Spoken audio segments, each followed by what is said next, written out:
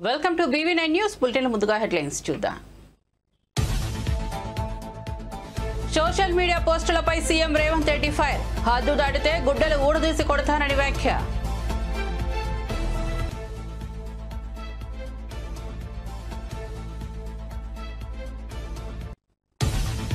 తణుకులో టీడీపీ కార్యకర్తలతో సీఎం చంద్రబాబు ముఖాముఖి. పర్యటనలో రాజకీయ అనుభవం వెల్లడించిన చంద్రబాబు. జగన్ కనీసం మురికి కాలువల్లో పూడిక కూడా తీయించలేదని విమర్శలు.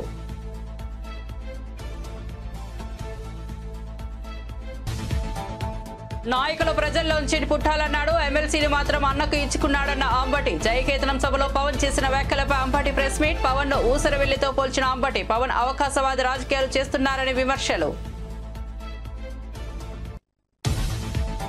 రేవంత్ రెడ్డి తెలంగాణ పరువు తీశారన్న బీఆర్ఎస్ ఎమ్మెల్యే ప్రశాంత్ రెడ్డి. కేసీఆర్ 14 ఏళ్లు పోరాటం చేసి తెలంగాణ సాధించారన్న ప్రశాంత్ రెడ్డి. రేవంత్ రెడ్డి జుగుస్పరకరంగా మాట్లాడుతున్నారనే ఆగ్రహం. కేసీఆర్ మీద అక్కసుతో చాంబర్ కూడా కేటాయించలేదని ఆరోపణ. తమిళ సినిమాలు హిందీలోకి డబ్ చేసి కోట్లాది రూపాయలు సంపాదిస్తున్నారన్న కిషన్ రెడ్డి. త్రిభాషా విధానం కొత్తదేమీ కాదన్న కిషన్ రెడ్డి. హిందీని బలవంతంగా రుద్దుతున్నారని, అబద్ధపు ప్రచారం చేస్తున్నారనే ఆవేదన. పునర్విభజనతో సీట్లు తగ్గవన్న కిషన్ రెడ్డి. పిఠాపురంలో పారిశుద్ధ్య కార్మికులకు జనసేన సత్కారం. కార్మికుల సేవలకు కృతజ్ఞతలు తెలిపిన నాగబాబు, హరిప్రసాద్. పార్టీ సంక్షేమ కార్యక్రమాలను ప్రజలకు చేరువ చేయాలని సూచన.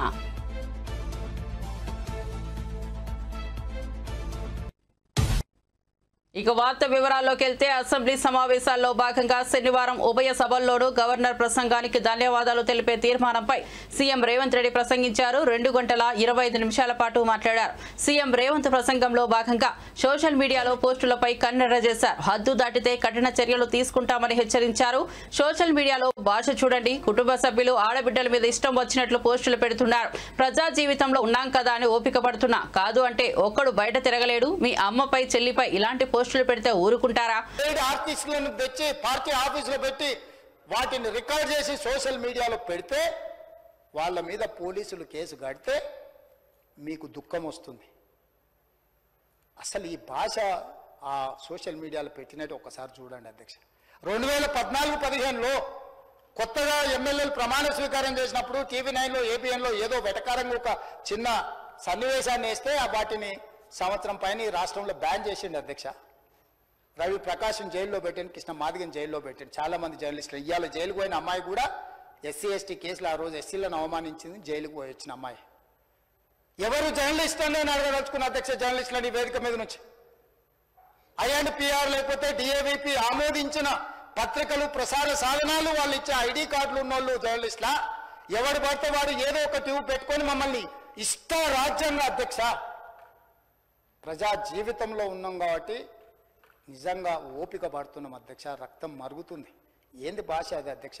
కుటుంబ సభ్యులను అంతేసి మాటలు అంటుంటే అసలు మీరు మనుషులా అని నేను వాళ్ళని అడగదలుచుకున్నా అధ్యక్ష. మీకు భార్య బిడ్డలు లేరా? తల్లిదండ్రులు లేరా? మీ అమ్మనో, నీ చెల్లినో, నీ భార్యనో ఈ రకంగా మాట్లాడితే నువ్వు ఇంతవా అని నేను అడుగుతున్నా. ట్విట్టర్లో పెట్టినోని, అరెస్టును ఖండించినోని. నా భార్య నా బిడ్డను తిడితే నాకు నొప్పి అవుతుంది, కానీ నీకు ఒక ఆడపిల్లను అవమానిస్తుంటే నీకు నొప్పి కావా? ఏ సంస్కృతిలో ఉన్నారని నేను అడుగుతున్నా అధ్యక్ష. తోడుకలు తీస్తే అధ్యక్ష, ముఖ్యమంత్రిగా చెప్తున్న ఒక్కనొక్కని బట్టలు పదేసి రోడ్డు మీద తిప్పిస్తా అధ్యక్ష. రాజకీయాల ప్రజా జీవితంలో ఉన్నది మేము. విమర్శించండి, విశ్లేషించండి, మా గురించి మాట్లాడండి. ఆడబిడ్డల గురించి, ఇంట్లో ఉన్న ఆడోళ్ళ గురించి మాట్లాడే సంస్కృతి ఎక్కడి నుంచి వచ్చింది అధ్యక్ష? తెలంగాణ సమాజం ఇదేనా? రజాకర్లకు, నిజాంలకు, భూస్వాములకు, పెత్తందారులకు వ్యతిరేకంగా పోరాటం చేసిన స్ఫూర్తి ఓ రామ్జీవ్ గోండ్, కొమరం భీమ్, ఓ చాకలి ఐలమ్మ, ఈ ప్రాంతంలో దొడ్డి కొమరయ్య, ఓ సర్దార్ సర్వాయి పాపన్న గౌడు ప్రాతినిధ్యం వహించిన ప్రాంతం ఇది అధ్యక్ష. ఇది ఒక చైతన్యమైన ప్రాంతం. ఈ చైతన్యమైన ప్రాంతంలో ఎదిరించి నిలబడ్డాడు మనగాడు. ఆధిపత్యాలకు వ్యతిరేకంగా నిలబడి కొట్లాడిన గడ్డ ఇది. ఈ సంస్కృతిని మొత్తం సర్వనాశనం చేసి ఒక విష సంస్కృతిని నోటికొచ్చింది మాట్లాడి వాటిని పోస్టు చేయించి ఏం పైశాచిక ఆనందం అని నేను అడుగుతున్నా అధ్యక్ష. వాళ్ళు తిట్టిన తిట్లకు నా పేరు తీసి మీ పేరు రాసుకోండాడా? మీకు అన్నం తినబుద్ధి అవుతుందో నేను చూస్తా. తెలంగాణ రాష్ట్ర ముఖ్యమంత్రి అయితే బలహీనం అయిపోయినట్ట అధ్యక్ష? అట్లా అనుకుంటుర్రా? ఓపిక పట్టిన అధ్యక్ష, నేను మర్యాదకుంటున్నా. మీకు ఎంతమంది ఉన్నారో తెలియదు. నాకు చికాకు వచ్చిందని తెలిస్తే లక్షలాది మంది పిల్లలు రోడ్డు మీదకి వచ్చి బట్టలు తీసుకొడతారు అధ్యక్ష ఒక్కడినొక్కడిని. నేను వద్దంటున్నా కాబట్టి, చట్టాన్ని గౌరవిస్తా కాబట్టి, చట్టాల పట్ల, శాసనాల పట్ల, ఈ భారత రాజ్యాంగం పట్ల మాకు సంపూర్ణమైన విశ్వాసం, నమ్మకం ఉంది కాబట్టి ఏమనుకుంటూ ఊరుకుంటున్నాం అధ్యక్ష. అది మా చేతగాని తనం కాదు. చంద్రశేఖరరావు గారు నీ పిల్లలకు చెప్పు, ఇది మంచిది కాదు, నువ్వు అనుకుంటున్నావేమో ఇట్లా ఏదో చేస్తే మానసికంగా కుంగదీసి దెబ్బతీసి రాజకీయంగా ప్రయోజనం పొందుదామని నువ్వేమైనా కలలుగా అంటే నువ్వు అనుకుంటున్నావేమో. అట్లా కుదరదు చంద్రశేఖరరావు. నేను చెప్పదలుచుకున్నా, హద్దు దాటితే, మాట జారితే దాని ఫలితం ఎట్లుంటుందో అనుభవిస్తారని నేను చెప్పదలుచుకున్నా అధ్యక్ష. పదవి ఎంతకాలం ఉంటుందని కాదు, ఎట్లా ఉన్నామనేదాన్ని నేను లెక్క కడతా అధ్యక్ష. ఆత్మగౌరవం చంపుకొని పశ్చిమ గోదావరి జిల్లా తణుకులో ముఖ్యమంత్రి చంద్రబాబు పర్యటిస్తున్నారు. నూలి గ్రౌండ్స్ లో తణుకు నియోజకవర్గ టీడీపీ కార్యకర్తలు, ముఖ్య నాయకులతో సీఎం ముఖాముఖి నిర్వహించారు. ఈ సందర్భంగా తన రాజకీయ అనుభవం గురించి చెప్పాలని ఓ వ్యక్తి అడిగిన ప్రశ్నకు సీఎం చంద్రబాబు సమాధానం చెప్పారు. అనుభవం ఎలా ఉందో ఒకసారి వివరించారు సార్. చాలా సంతోషం భాస్కర్రావు గారు, నీకు ఎవరికి రాని ఆలోచన వచ్చింది. ఓసారి చరిత్ర మర్చిపోతూ ఉంటాం, అవునండి, మళ్ళీ గుర్తు చేసుకుంటే చరిత్ర గుర్తొస్తుంది. అవును సార్. ఇదే రోజు 47 సంవత్సరాల కంటే ముందు నేను మొట్టమొదటిసారిగా అసెంబ్లీకి అడుగుపెట్టాను. ఇప్పుడు 41 సంవత్సరాలుగా అసెంబ్లీలో ఉన్నాను. ఈ రాష్ట్రంలో ఎవరికీ దక్కని గౌరవం దక్కింది. ఒక మాటలో చెప్పాలంటే ఇది అసాధారణమైనటువంటి గౌరవం. ఇన్నిసార్లు గెలవడం, సమైక్య ఆంధ్రప్రదేశ్లో ఎవ్వరూ చేయని విధంగా 9 సంవత్సరాల ముఖ్యమంత్రిగా మన నాయకుడు ఎన్టీ రామారావు గారంటే ఒక చరిత్ర సృష్టించిన యుగ పురుషుడు. అలాంటి యుగ పురుషుడి దగ్గర నేర్చుకున్న తర్వాత 9 సంవత్సరాలు అందరికంటే ఎక్కువ సమయం ముఖ్యమంత్రిగా ఉండే అవకాశం మీరు నాకు ఇచ్చారంటే అదే నేను చూపించిన చొరవ, పట్టుదల. 10 ఏళ్ళు అపోజిషన్ లీడర్గా పనిచేశాను. ఇప్పుడు మళ్ళా రెండోసారి ముఖ్యమంత్రి. 5 ఏళ్ళు ప్రతిపక్షంలో కూడా పనిచేశాను. నా రాజకీయం అంతా అరుపెరగనిటువంటి రాజకీయ జీవితం నాది. నా ఆలోచన అంతా ఒకటే, నా చివరి రక్తపు బొట్టున్నంత వరకు ఈ పేదవాళ్లకు, రాష్ట్రానికి, తెలుగు జాతికి న్యాయం చేయాలని ఏకైక సంకల్పం. ఈరోజు ఏ ముఖ్యమంత్రి రాడు, మీ ఊర్లో చెత్త ఉంటే నాకేం పని అనుకుంటారు.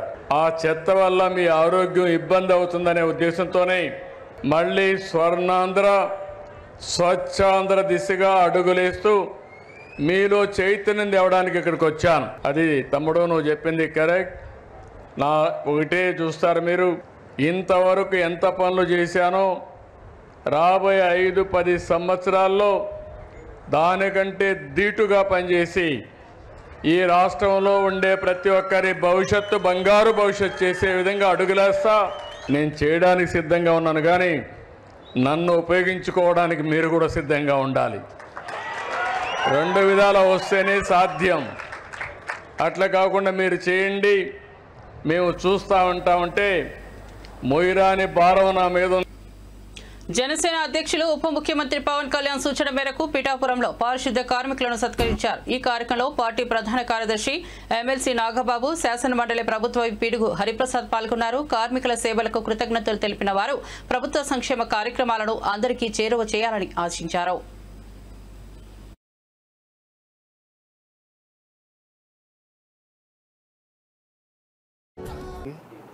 చాలా గర్వకారణం. ఎందుకంటే ఈ సమాజంలో చెడుని, కుళ్ళుని క్లీన్ చేసేటువంటి వృత్తిలో మీరున్నారు. అది చిన్న విషయం కాదు. మీరే కనుక లేకపోతే ఏ మనిషి వాడి ఇంట్లో కానీ వాళ్ళ రోడ్లో కానీ ఉండలేరు. నెక్స్ట్ మినిట్ ఖాళీ చేయాలి. మీరు ఒక్కరోజు స్ట్రైక్ చేసినా, 2 రోజులు స్ట్రైక్ చేసినా, అంటే మీ బాధ్యత, మీ కష్టం అంత గొప్ప కష్టం, అది అంత గొప్ప పని చేస్తున్నారు. సో మీ మీద మాకు అపారమైన గౌరవం ఉంది. మేము చిన్నప్పటి నుంచి ఎంతోమంది ఈ కార్మికులతోటి మేము చూసిన వాళ్ళం. మా చిన్నప్పుడు మాకు కొంత తెలియదు, పెద్దయిన తర్వాత తెలిసింది వాళ్ళు ఎంత గొప్పగా ఈ సమాజానికి సేవ చేస్తున్నారు. సో మీకు మీ మనస్ఫూర్తిగా థ్యాంక్స్ చెప్తున్నామా.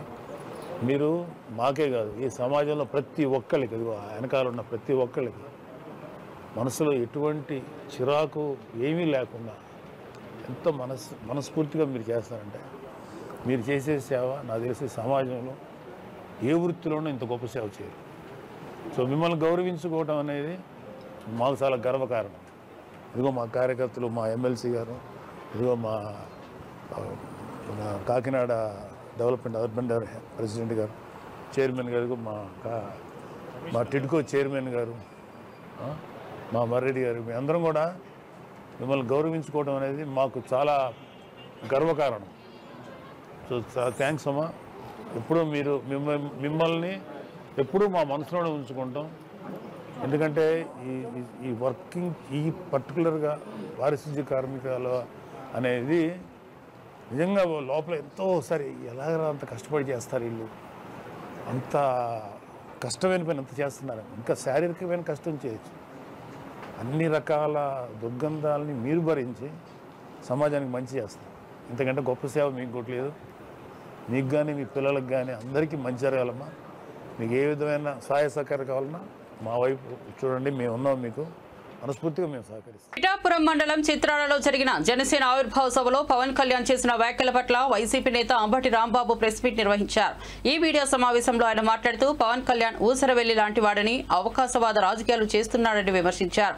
గతంలో నాయకులు ప్రజల్లో నుంచి పుట్టాలన్న పవన్ ఇప్పుడు ఎమ్మెల్సీని తన అన్నకు ఇచ్చుకున్నాడని ఆరోపించారు. కుటుంబ వారసత్వ రాజకీయాలకు వ్యతిరేకమన్న పవన్ ఇప్పుడు అన్నకు ఎలా లబ్ధి చేకూర్చాడని ప్రశ్నించారు. గతంలో ఉత్తరాది వారి అహంకారం ఏమిటి, ఉత్తరాది వారి పెత్తనం చలాయించడం ఏంటి అని చించుకున్న పవన్ కళ్యాణ్ ఇప్పుడు ఉత్తరాది వారిని కాపాడడం కోసం ఓ సైనికుడిలా తయారయ్యాడని విమర్శించారు. చాలా ఆతృతగా రేపు అంటే ఇవాళ ఎంతో కొంత స్పందించాల్సి ఉంటుంది. అపోజిషన్ లో ఉన్నటువంటి మేమని చాలా ఆసక్తిగా చూశా.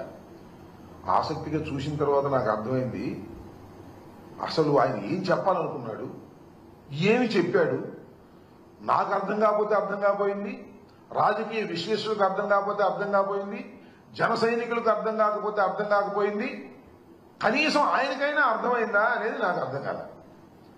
మొదటి మాత్రం ఒక పావు గంట సేపు ఒక కృత్రిమంగా ఊగిపోతూ చాలా శ్లోకాలు చదువుతూ చాలా వీరత్వాన్ని ప్రదర్శిస్తూ ఊగిపోయారు. తర్వాత నార్మాలిటీకి వచ్చి మాట్లాడారు. ఒక మాట మాత్రం అన్నాడబ్బా, వాస్తవంగా ఒప్పుకోవాలి, నిలబడ్డాం, 4 దశాబ్దాల టీడీపీని నిలబెట్టాం. ఆయన నిలబడ్డాడు. 4 దశాబ్దాల పాటు ఉన్నటువంటి టీడీపీ పడిపోతుంటే దాన్ని నిలబెట్టాడంట. ఇవాళ కాదుగా, మేము డే 1 నుంచి చెబుతున్నాం. అసలు టీడీపీ పార్టీని నిలబెట్టడం కోసమే పుట్టినటువంటి రాజకీయ పార్టీ మీది. టీడీపీని కాపాడుకోవడం కోసం ఏర్పాటు చేయబడినటువంటి పార్టీది.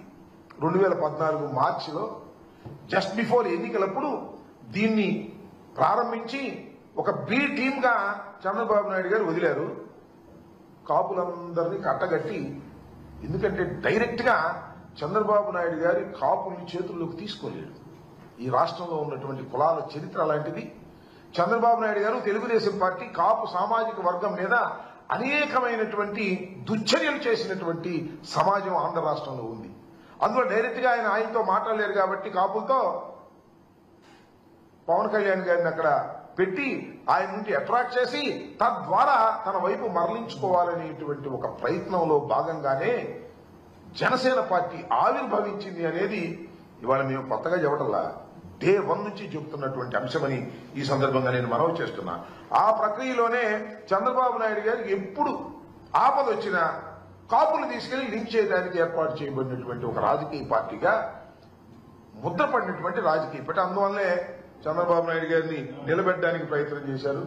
చంద్రబాబు నాయుడు గారే మొత్తం జనసేనకి తెలుగుదేశం పార్టీకి మేనేజ్ చేసేది ఎవరయ్యా అంటే నారా చంద్రబాబు నాయుడు గారు, ముఖ్యమంత్రి గారు దీన్నంతా కూడా టోటల్ గా మెయింటైన్ చేసేటటువంటి పరిస్థితిలో ఇవాళ ఉన్నారు.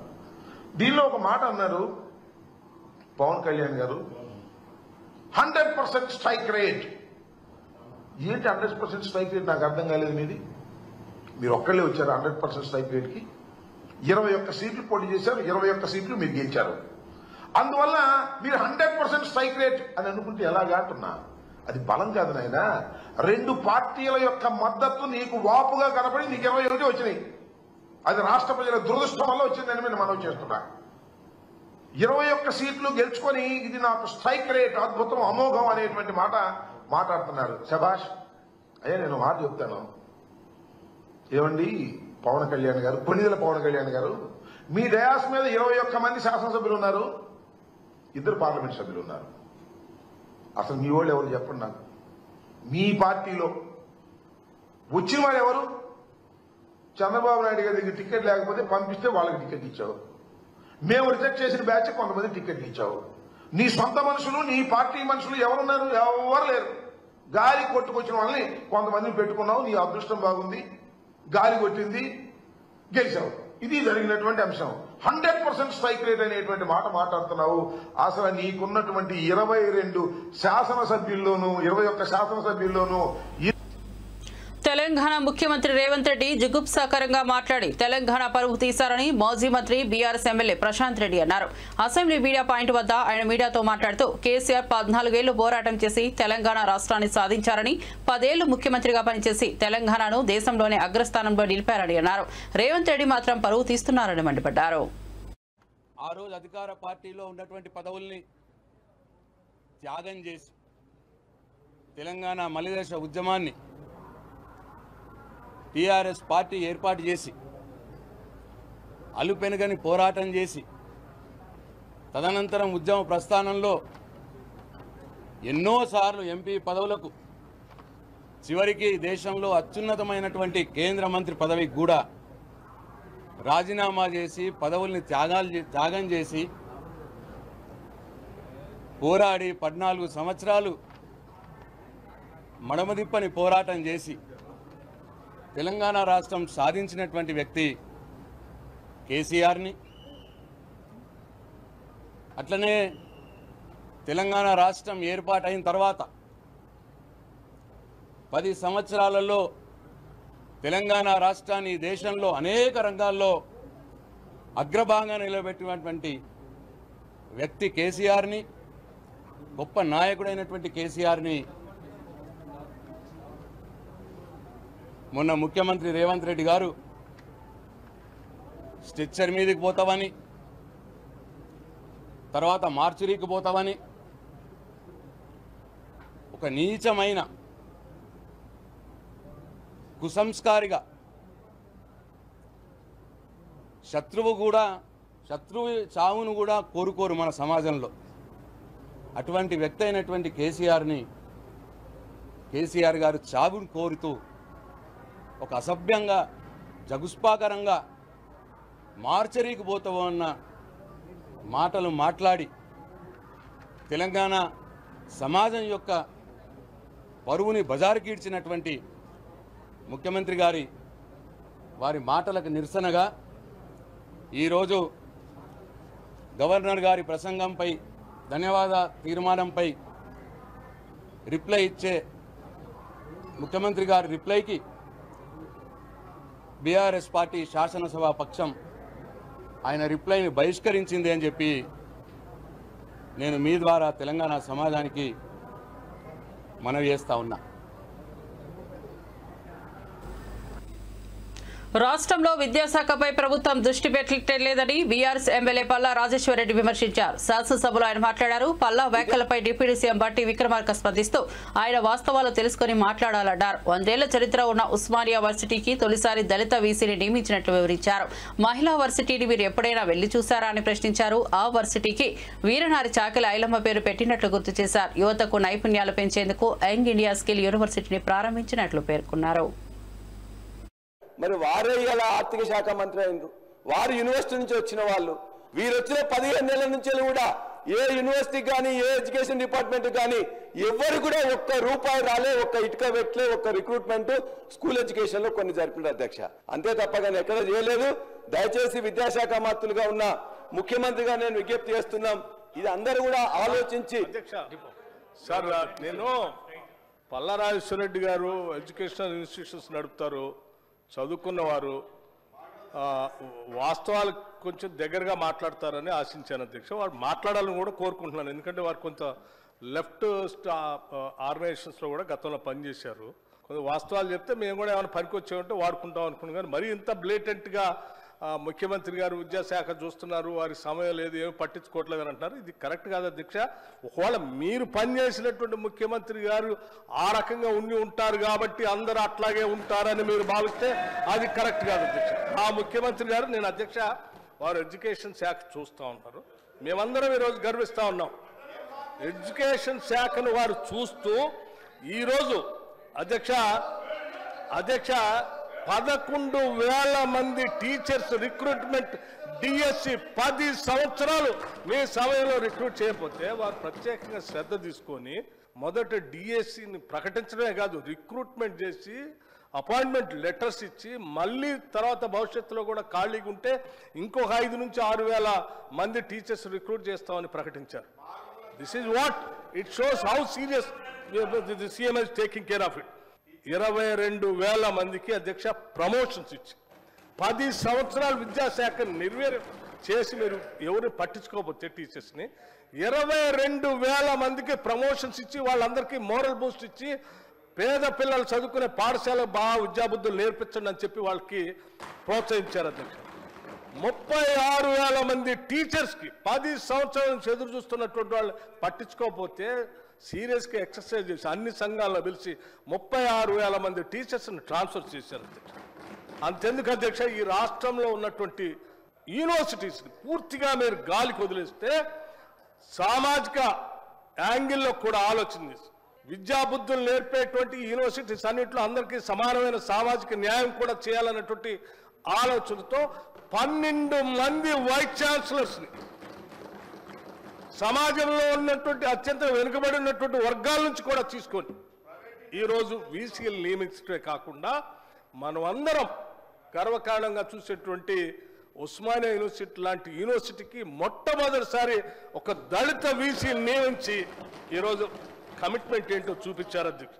100 సంవత్సరాల చరిత్రలో ఇంతవరకు ఒక్కసారి కూడా ఈ యూనివర్సిటీకి ఒక దళిత వీసీ రాలేదు అధ్యక్ష. This is what our commitment and the Chief Minister's commitment towards the social justice.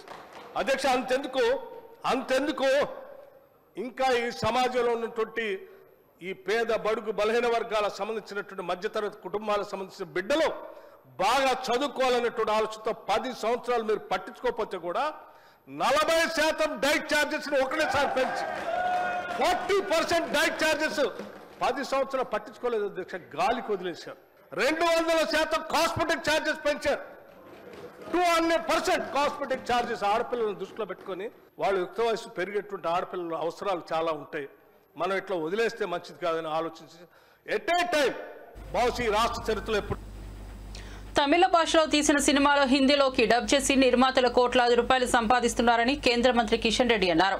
త్రిభాషా విధానం దేశంలో కొత్తదేమీ కాదని ఆయన గుర్తు చేశారు. కేంద్ర ప్రభుత్వం బలవంతంగా హిందీని రుద్దుతోందని, అబద్ధ ప్రచారం చేస్తున్నారని, ఎవరిపైనా హిందీని రుద్దే ప్రయత్నం చేయడం లేదని స్పష్టం చేశారు. ఏ భాష కావాలంటే ఆ భాషలో చదువుకునే అవకాశం ఉందని తెలిపారు. భాష పేరుతో దేశాన్ని విభజించడం సరికాదని ఆయన పేర్కొన్నారు. స్వచ్ఛాంధ్ర కార్యక్రమంలో భాగంగా మంత్రి నారా లోకేష్ మంగళగిరి ఎకో పార్క్ లోని పరిసరాలను శుభ్రం చేశారు. పార్కులోని కార్మికుడు నాగార్జునతో మాట్లాడారు. అనంతరం ఆయనతో కలిసి చెత్త ఊడ్చారు. అనంతరం కార్మికుడిని సన్మానించారు. పార్కు అభివృద్ధిపై సందర్శకుల నుంచి పలు సూచనలు స్వీకరించారు.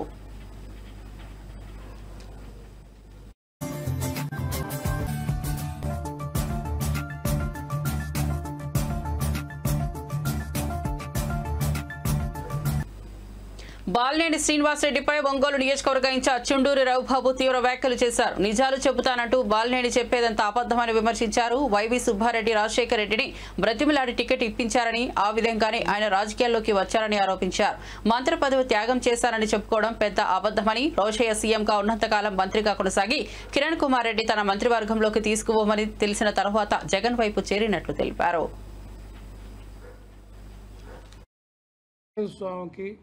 పిఠాపురం అమ్మవారికి మహత్యం ఉందని నమ్ముతున్నాడో లేదో నాకు అర్థం కావట్లేదు, కానీ వెంకటేశ్వర స్వామి సాక్షిగా వాళ్ళ పేర్లు చెప్పి అబద్ధాలు చెప్పడం చాలా ఘోరమైన తప్పని ఈ సందర్భంగా తెలియజేస్తున్నాం. ఎందుకంటే బాలినేని శ్రీనివాసరెడ్డి గారు ఎవరికన్నా అసూయతోటో కీడు కోరతారేమో కానీ మేము ఆయన్ని కీడు కోరట్లా. ఎందుకంటే ఆయన దేవుడి మీద ప్రమాణాలు చేసి నేను అవినీతి చేయలేదనటం, అమ్మవారి సాక్షిగా మళ్ళీ అక్కడికి పోయి ఇక్కడ వాళ్ళకి అందరికీ తెలుసు, ఆయన ఓట్లన్నీ అందరికీ అర్థమవుతాయి. అక్కడికి పోయి అమ్మవారి సాక్షిగా అని చెప్పి ఆ గద్గద స్వరంతో ఊగిపోతా మా నాయకుడిని ఎట్ట గెలుస్తాడో చూస్తానంటాం. జగన్మోహన్ రెడ్డి గారిని గెలుపుని గెలుపోవటమని నిర్దేశించే శక్తి బాలినేని శ్రీనివాసరెడ్డి గారికి ఉందా? అది ఆయన అర్థం చేసుకోవాలి. తర్వాత చాలా సందర్భాల్లో మేము పార్టీలో అందరికీ తెలుసు, పార్టీలో ఉన్న నాయకుడి పట్ల ఎందుకులే తక్కువగా చేయటం అనే ఉద్దేశంతో కలిసి తిరిగి దొక్కన మాట్లాడకూడదనే మొహమాటంతో మాట్లాడకపోతుంటే ఆయన అబద్ధాలు కొనసాగుతూనే ఉన్నాయి. ఆయన రాజశేఖర రెడ్డి గారికి నా బంధువుని, ఆయన పెట్టిన భిక్ష అంటున్నాడు. రాజశేఖర రెడ్డి గారికి మీకు మధ్య ఇంకేమీ లేదా? రాజశేఖర రెడ్డి గారు మీకు ఏ విధంగా బంధువయ్యాడు? వైవి సుబ్బారెడ్డి గారి చెల్లెల్ని మీరు చేసుకున్నందువల్ల బంధువయ్యాడు. వైవి సుబ్బారెడ్డి గారు నీకు టికెట్ ఇప్పడానికి ఎంతమంది కాళ్ళు గడ్డాలు పట్టుకొని ఉంటాడు? అది ఆయనకు తెలుసు. ఆయన బయటికి చెప్పలేక ఎవరు ఆత్మీయులేని మా బొట్టులు కొంతమంది చెప్తుంటారు. ఎంతమందిని ఆయన బతిలాడుకుంటే ఒంగోలు లాంటి టికెట్ నీ దాకా వచ్చింది. వాళ్ళు మాకు వచ్చే అవకాశాలు కూడా వద్దు, మా చెల్లెల్ని ఇచ్చాం, బాధపడుతున్నాడునో బాధపడుతున్నాడు ఏదో ఇక నువ్వు పెట్టే బ్లాక్ మెయిలింగ్ అంతా వాళ్ళు లొంగి రాజశేఖర రెడ్డి గారిని ఆయన పర్సనల్గా బతిలాడుకొని ఇంకా ఆ రోజు జిల్లా నాయకులందరినీ మాగుంట కుటుంబాలని వీళ్ళందరినీ రిక్వెస్ట్ చేసుకొని టికెట్ ఇప్పించుకుంటే రాజకీయాల్లోకి మీరు రావటం జరిగింది. తర్వాత త్యాగం చేశానని ఆయన క్లెయిమ్ చేస్తూ ఉన్నాడు. పార్టీలో మంత్రి పదవిని తృణప్రాయంగా త్యాగం చేశాను జగన్ గారి కోసమని. మాజీ మంత్రి వైఎస్ వివేకానందరెడ్డి దారుణ హత్యకు గురై 6 ఏళ్లైనా ఇంకా న్యాయం దక్కలేదని ఆయన కుమార్తె సునీత ఆవేదన వ్యక్తం చేశారు. వివేక్ 6వ వర్ధంతి వేళ వైఎస్ఆర్ జిల్లా పులివెందులలో ఆమె నివాళులు అర్పించారు. అనంతరం మీడియాతో మాట్లాడారు. సిబిఐ కోర్టులో ట్రయల్ కూడా ప్రారంభం కాలేదు. నిందితుల్లో ఒకరు తప్ప మిగిలిన వాళ్ళంతా బయట తిరుగుతున్నారు. నిందితులు దర్యాప్తు ముందుకు సాగకుండా మేనేజ్ చేస్తున్నారనే అనుమానం కలుగుతోందన్నారు.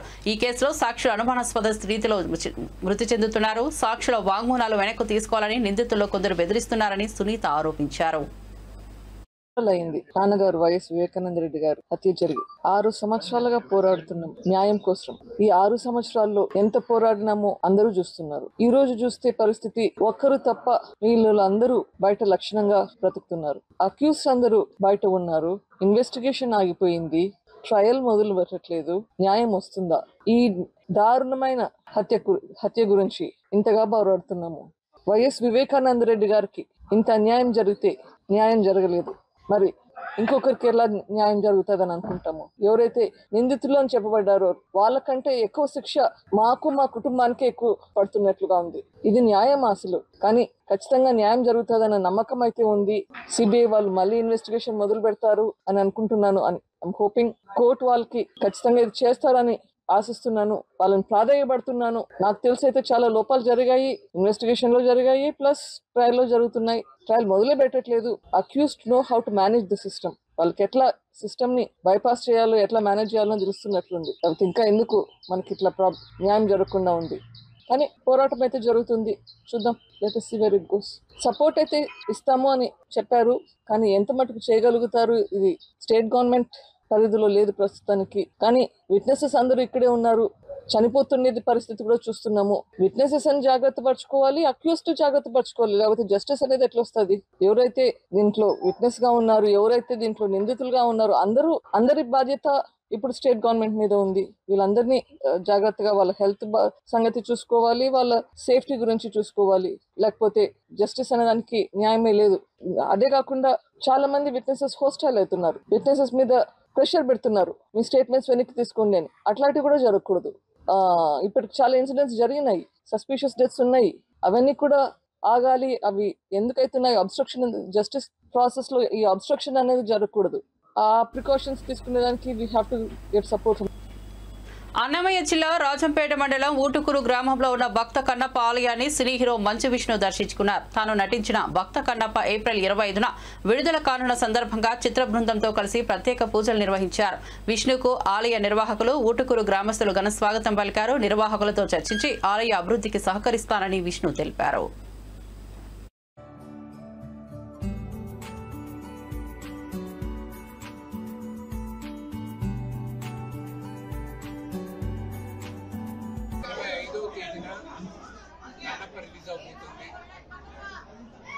ఇక్కడికి షూటింగ్ స్టార్ట్ అవుతుంది శ్రీకాళహస్తికి వెళ్ళి అక్కడ దర్శనం చేసుకుని అక్కడ గల్లపల్లికి వెళ్ళి దర్శనం చేసుకున్నాం.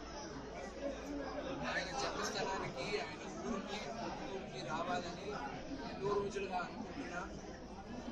ఈరోజు వాళ్ళ అనుమతి ఇచ్చిన మేరగా నేను వచ్చి దర్శనం చేసుకున్నాను. నేను నమ్మేది ఏంటంటే ఎప్పుడైనా దేవుడు దర్శనం చేసుకునేటప్పుడు దేవుడు అనుగ్రహం ఉండాలి, వాళ్ళ అనుమతి ఉండాలి, వాళ్ళ చోట సెల్లు. ఈరోజు వచ్చాను కన్నప్ప ఊరికి. ప్రపంచానికి నేను చెప్తున్నాను, దాదాపు 50 సంవత్సరాల తర్వాత మళ్ళా తెలుగు చేస్తున్నాం. శివుడి ఆజ్ఞతో ఈ తరానికి కన్నప్ప కథ చెప్పాలని మేము ప్రయత్నిస్తున్నాం. ఏప్రిల్ 25వ తేదీన మీ అందరి ఆశీస్సులతో మంచి విజయాన్ని సాధిస్తామని మనస్ఫూర్తిగా కోరుకుంటున్నాను. ఈ గుడికి మీరు ఏమైనా చేయాలనుకుంటున్నారా? 100% చేస్తాను. సినిమా రిలీజ్ అయిన తర్వాత నేను ఏం చేస్తాను, ఎలా చేస్తాను అనేది ఇప్పుడు యాజమాన్యంతో మాట్లాడి ఆ కమిటీతో మాట్లాడి వాళ్ళకి నచ్చినట్టుగా చేస్తాను. బులెటిన్ ముగించే ముందు హెడ్లైన్స్ మరోసారి చూద్దాం. సోషల్ మీడియా పోస్టులపై సీఎం రేవంత్ రెడ్డి ఫైర్. హద్దు దాటితే గుడ్డలు ఊడదీసి కొడతానని వ్యాఖ్య.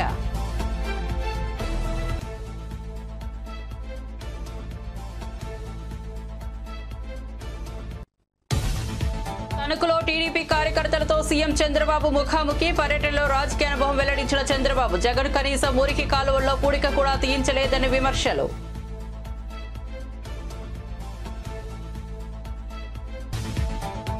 నాయకులు ప్రజల్లోంచి పుట్టాలన్నాడు. ఎమ్మెల్సీని మాత్రం అన్నకు ఇచ్చుకున్నాడన్న అంబటి. జయకేతనం సభలో పవన్ చేసిన వ్యాఖ్యలపై అంబటి ప్రెస్ మీట్. పవన్ ను ఊసరవెల్లితో పోల్చిన అంబటి. పవన్ అవకాశవాద రాజకీయాలు చేస్తున్నారని విమర్శలు. రేవంత్ రెడ్డి తెలంగాణ పరువు తీశారన్న బీఆర్ఎస్ ఎమ్మెల్యే ప్రశాంత్ రెడ్డి. కేసీఆర్ 14 ఏళ్లు పోరాటం చేసి తెలంగాణ సాధించారన్న ప్రశాంత్ రెడ్డి. రేవంత్ రెడ్డి జుగుస్పరకరంగా మాట్లాడుతున్నారనే ఆగ్రహం. కేసీఆర్ మీద అక్కసుతో చాంబర్ కూడా కేటాయించలేదనే ఆరోపణ.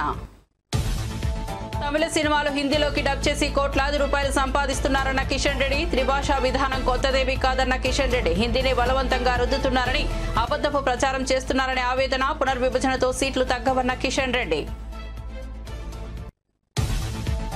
పిఠాపురంలో పారిశుద్ధ్య కార్మికులకు జనసేన సత్కారం. కార్మికుల సేవలకు కృతజ్ఞతలు తెలిపిన నాగబాబు, హరిప్రసాద్. పార్టీ సంక్షేమ కార్యక్రమాలను ప్రజలకు చేరువ చేయాలని సూచన.